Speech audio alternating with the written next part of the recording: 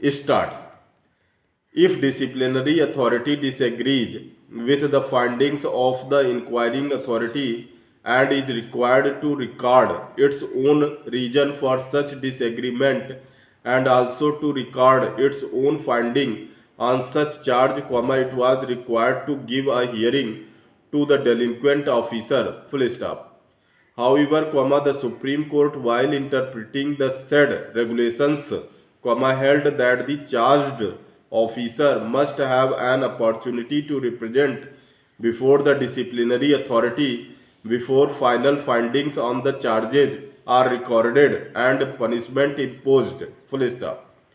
The Supreme Court held that the principles of natural justice have to be read into regulation 7 within bracket 2 and therefore whenever the disciplinary authority disagrees with the inquiring authority on any charge, then before it records its own finding on such charge, it must record its tentative reasons for such disagreement and give to the delinquent officer an opportunity to represent before it finally records its findings. Full stop. The Supreme Court, while laying down the aforesaid principles, referred to its judgment in State of Assam versus Bimal Kumar Pandit, AIR within bracket 1963 bracket close SC 1612, wherein it was held that where the dismissing authority differed from the findings of the inquiry officer in favor of the charged employee, it would be necessary that the conclusions of the dismissing authority should be briefly indicated in the show cause notice issued to the charged employee. Full stop. At this stage, it will be appropriate to refer to the case of State of Assam versus Bimal Kumar Pandit, decided by a constitution bench of this court. Full stop.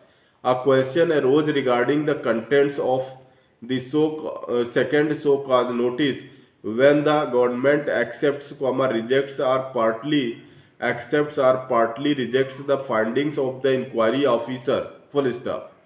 Even though that case relates to Article 311 within bracket 2 before its deletion by the 42nd Amendment, the principle laid down therein, at page 10 of the report, when read along with the decision of this court in Karunakar case will clearly apply here. Full stop. We ought, however, to add that if the dismissing authority differs from the findings recorded in the inquiry report, it is necessary that its provisional conclusions in that behalf should be specified in the second notice. Full stop. It may be that the report makes findings in favor of the delinquent officer, but the dismissing authority disagrees with the said findings and proceeds to issue the notice under Article 311 within bracket 2 bracket close. Full stop.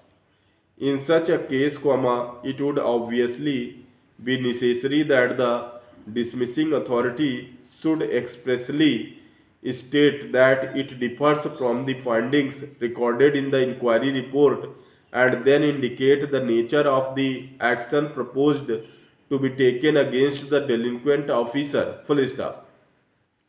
Without such an express statement in the notice, it would be impossible to issue the notice at all. Full stop. There may also be cases in which the inquiry report may make findings in favor of the delinquent officer on some issues and against him on some other issues. Full stop. That is precisely what has happened in the present case. Full stop. If the dismissing authority accepts all the said findings in their entirety, it is another matter. Full stop.